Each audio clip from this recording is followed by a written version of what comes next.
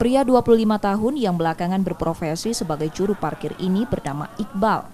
Ia ditangkap polisi dari Polsek Ilir Timur 2 Palembang usai melakukan pencurian di sebuah klinik kesehatan yang berlokasi di kawasan Kelurahan Kuto Batu.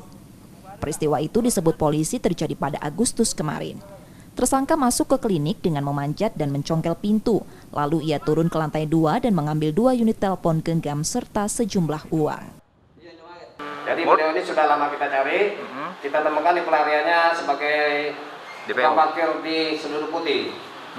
Namun kediaman beliau di wilayah hukum kita. Apa yang diambil, Bang?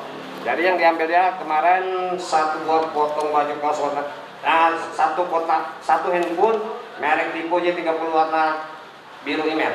Modusnya sendiri Bang gimana, Bang? Jadi modus beliau ini manjat rumah, spesialis manjat rumah.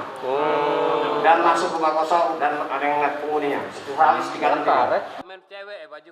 Karena perbuatannya itu, tersangka pun ditahan di tahanan Polsek Ilir Timur 2 Palembang untuk proses hukumnya. Rezky Oktora, Muklas Diferensial, Kompas TV, Palembang, Sumatera Selatan.